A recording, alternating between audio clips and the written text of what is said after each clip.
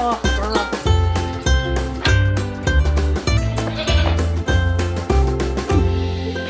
Hi, sweet girl.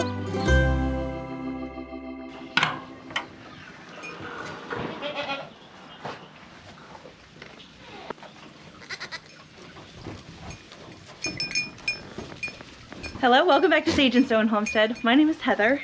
We're well into the month of March. I'm filming this on March 9th, I believe. And before I get too engrossed in the garden, I need not neglect springtime maintenance on my dairy does.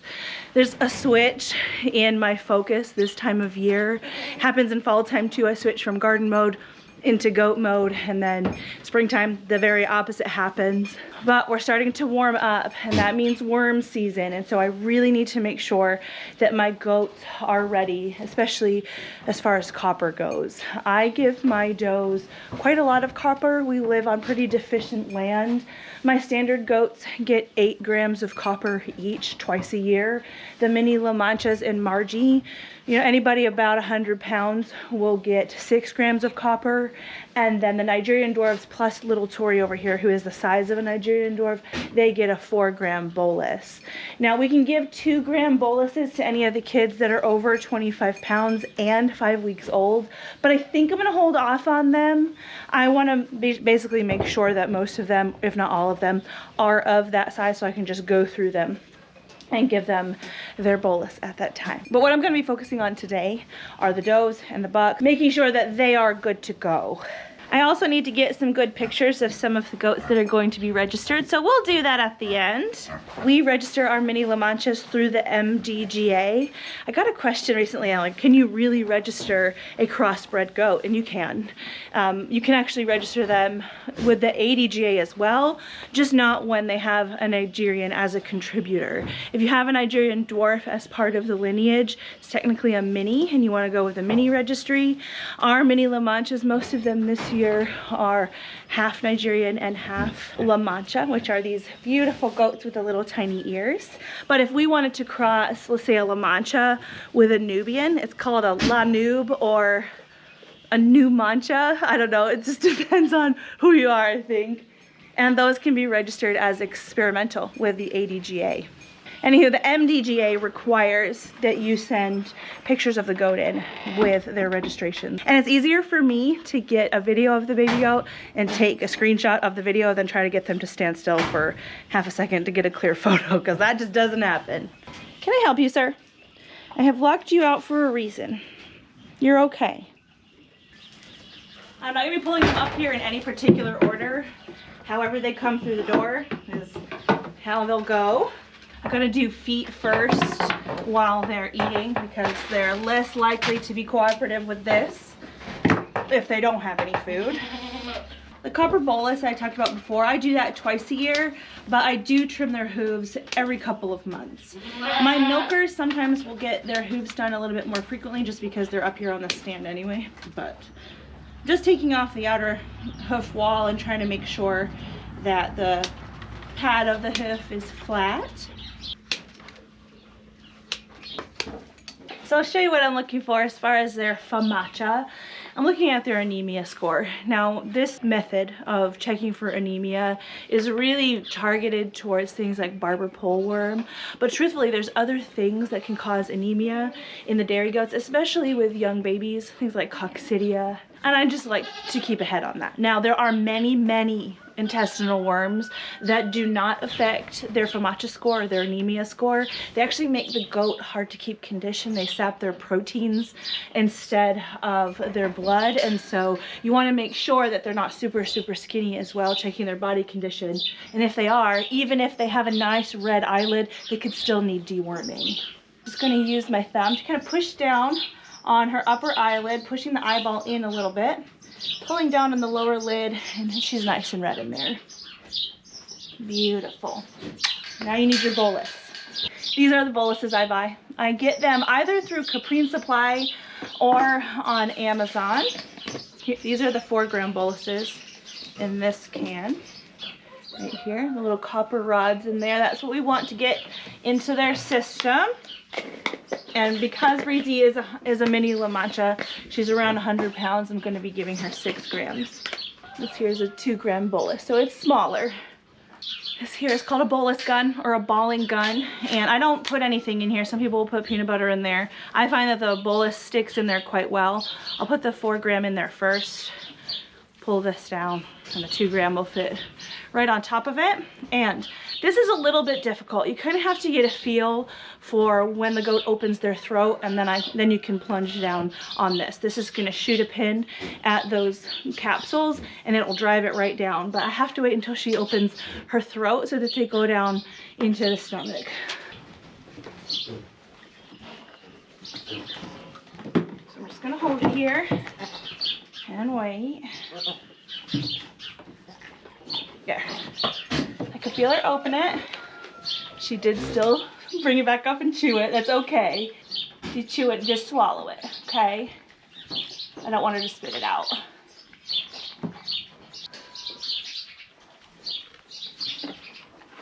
No, she's chewing it. Oh, girl. It's not the biggest deal if they chew it. Actually, some people will open up the little capsules and sprinkle it on their feed to get them the copper.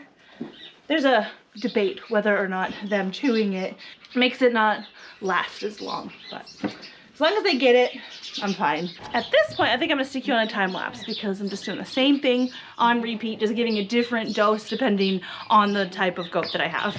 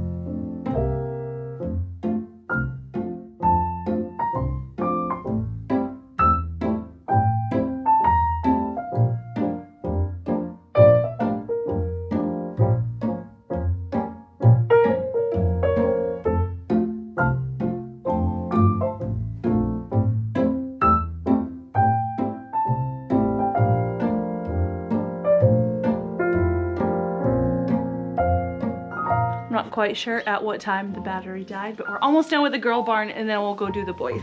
Good girl. Wrong way.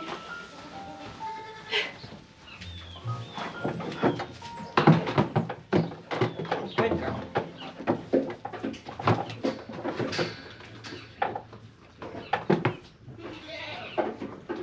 Good girl. Okay.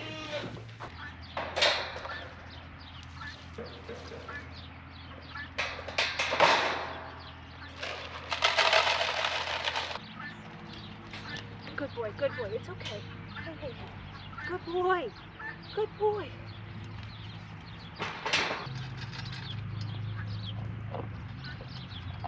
This here is Gollum. Gollum is skittish. He's one of our meat goats. I like my meat goats to be a little bit handleable at least, so that I can still take care of them. I like to still do their hoof trims. I like to make sure that their minerals are optimal, because all of these things mean that they're going to be healthy, and if they're healthy and they're eating well, they're going to grow well for me and not be super sickly. Because if he's really worm burdened, he's not going to be putting on weight for the freezer. But also, I'm pretty sure I've never done his feet. So he was born in fall time. Feet are quite long, but you know, they're not too bad.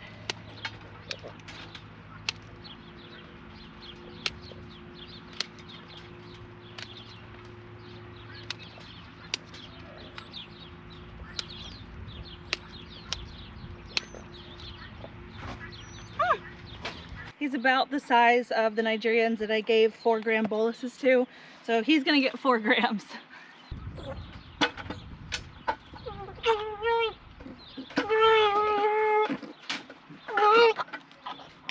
There you go.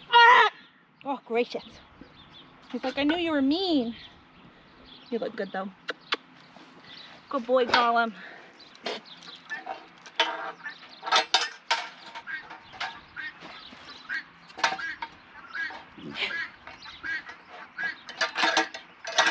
This here is Gollum's buddy Lightning. He's a Nigerian dwarf.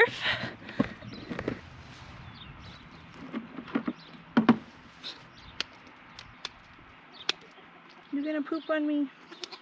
Unkind.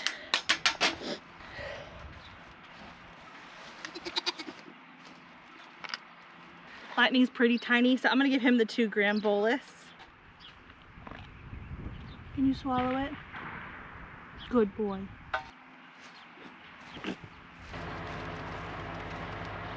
Remember how this works? Good boy. Oh, I didn't want to have to pick him up. So close, back up. Ugh. Ugh. In here. Good boy.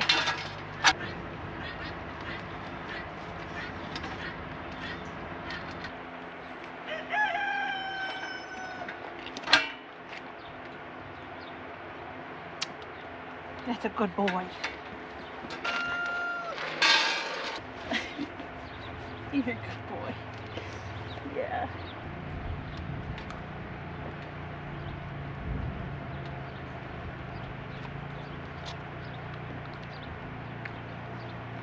What a good job.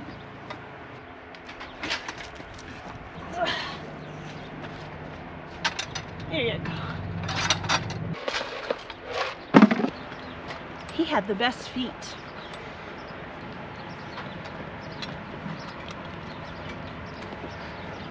He's a little bit questionable on his FAMACHA score, but honestly, copper in and of itself kind of acts like a dewormer. It supports their immune system enough where they can get a handle on the worms. So I'm gonna give him this and then check him in a couple weeks and see what his eyelids look like. You know, this isn't fun. Oh no.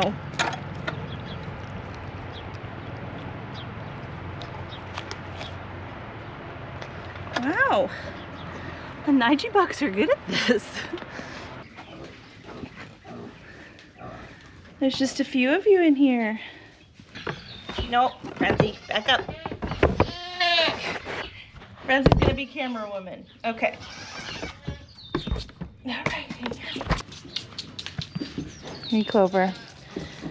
You're way past bottles, my dear. Winnie's not. Come here, come here, come here. Oh.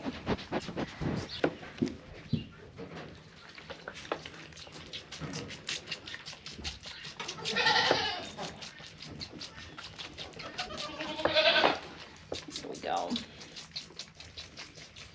So, as you can see, the bottle babies have moved back in with the herd. They were trying their darndest to run laps in their little bottle baby pen that I had made for them, and it was kind of sad. I could see how much the other babies were really loving running around. The goats have been going out into the pond pasture, and just the freedom was really hard to see, knowing that these guys were kind of locked up. So after they really started to take to the bottle, I decided I'd put them back, because even if they decided to get back on moms, they had socialized really well with me, and the theory was that I could still continue to socialize them while they're on their moms, as I like to do.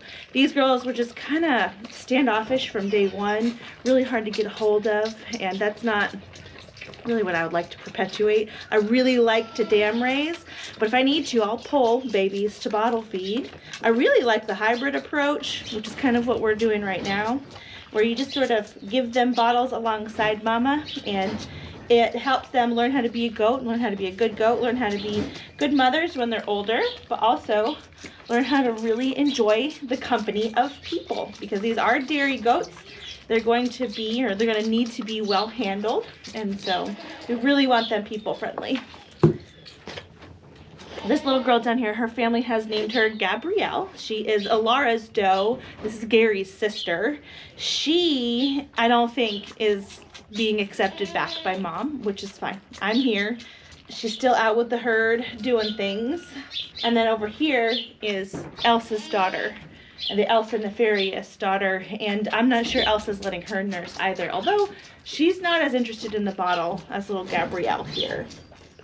Now, both of these girls are going to be registered, so I'd like to get a good side profile is what I need, and a head-on view.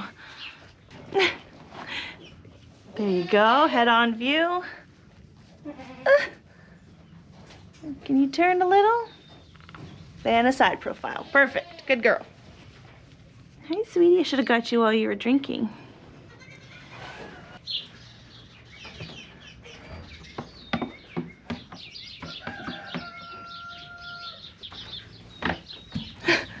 The third bottle baby that I had was Breezy's.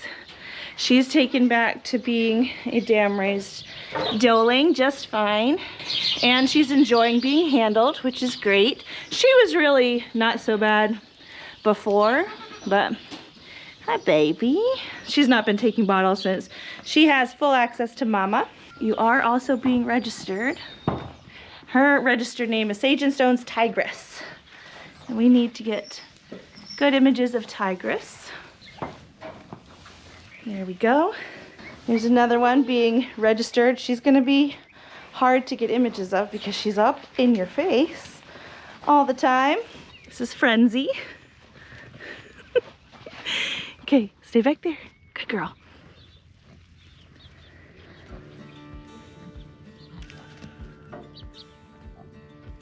Good girl. Perfect picture. Talia's baby here. We're keeping her. Her name is Helicity. She will also be registered.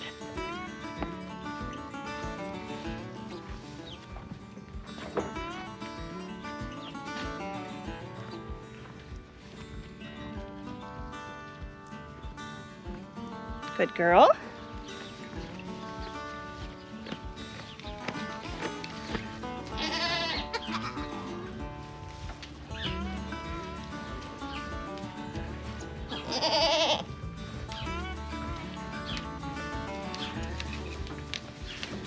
This is Hullabaloo. He's a buck that's gonna stay. Hi, sweetie. He's our Clover and Mooch buck, who we've decided his color is mahogany. Oh. I was quite worried for a little bit that Clover's twins, Hullabaloo and then Katie, were gonna have to be pulled to be bottle fed. Katie still might, because she's a lot of it standoffish. I don't know what it is with the buckskin coloring of my goats this year. Every single buckskin has been skittish. I know that that's very likely not a thing. It's just something that I noticed this year. Kind of interesting. Hullabaloo is doing well though. I don't want to necessarily bottle feed my bucks because they can be kind of a lot when they get to be big ruddy bucks. But this kind of attention is good. He comes up to me, nibbles on my boots a little, lets me touch him. That's good. We're also gonna register this little sweetie down here. This is Talia's other doeling. She's the one with the moon spot. We've named her Gail. Come here, let's get better pictures of you. Ugh.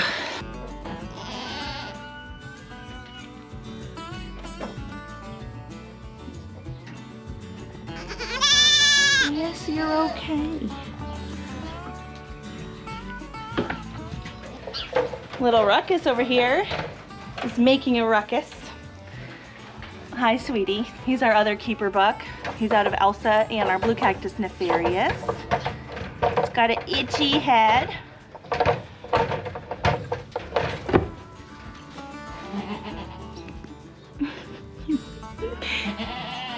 Well, we've got him.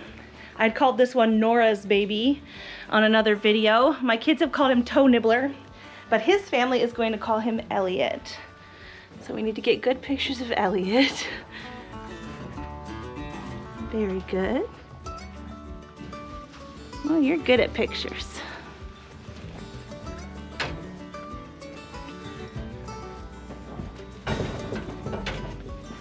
There, and Gary stood up. So Gary's being sold as a wether, but I believe you can still register wethers with the MDGA. And it's kind of fun to have their little registration certificate. Oh, what a good boy.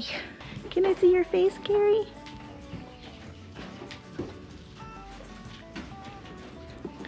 You have such a cute face. Yes, you do. You're a good boy. There you are, ma'am. Here's our keeper out of Shindy. This is Red. Red has wattles. She's so adorable. Hi, ma'am. So cute. See what I mean? If I wasn't taking video, this would be so hard to get good pictures. Yes. Can I see your side again? Oh, thank you. Very good. Now, very similar in color is this little buck down here. This is Bear. He's out of Tizzy, who is Shindy's sister. I know it gets confusing, guys, but he's pretty nice. He has the gopher ears, which is really the end goal with breeding mini La Manchas. He's got a little moon spot that he got from his mom, which I didn't see for the first week or so after he was born, but he's definitely got one right here. It's kind of hard to see in the bright light. Come here. But I'm thinking about keeping him, even if it's just for a season, so that I can put some of his qualities into our herd. There, he's in my shadow now. It's easier to see the moon spot. See? Cute. And there she is. We were missing one last doe, and I might need to bring her out here away from the rest of the babies to get good pictures of her. We've got Lil Miss out of Tori and Farrell. Hi, sweet girl. There you go. Oh, what a beauty. Such a model you are.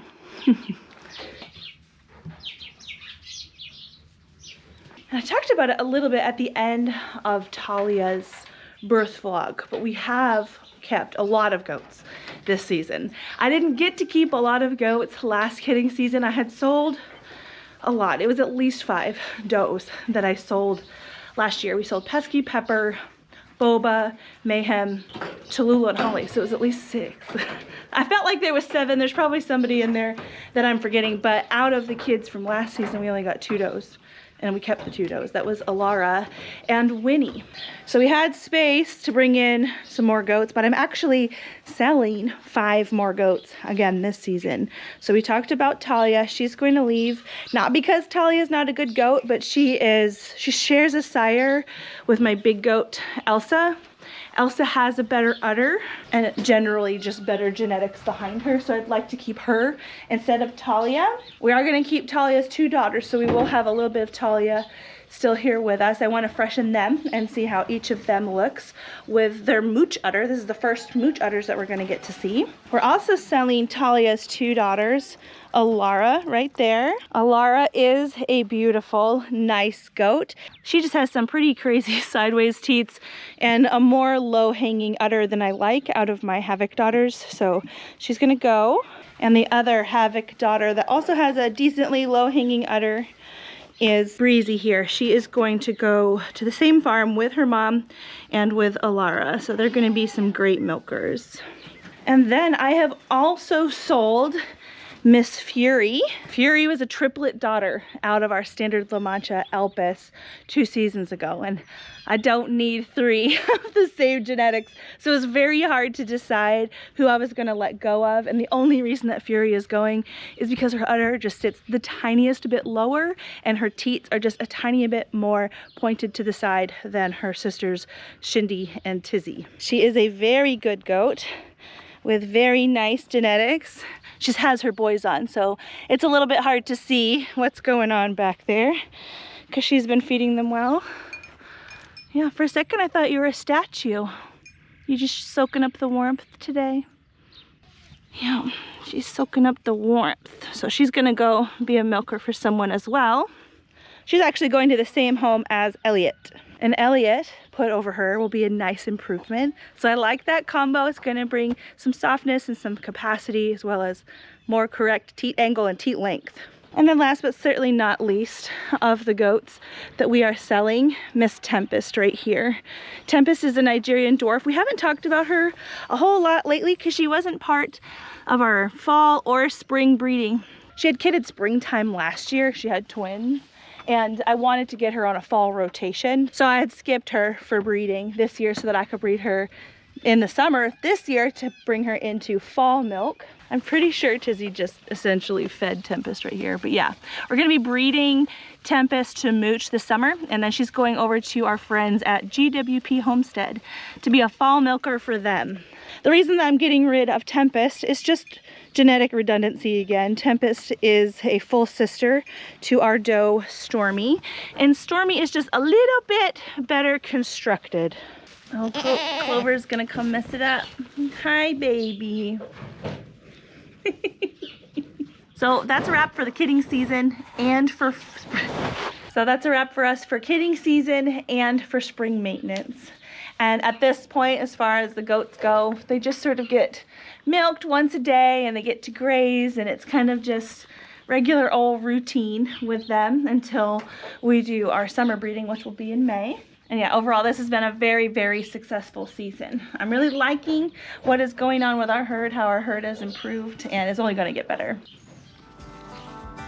Can you be nice to the children? Mm-hmm.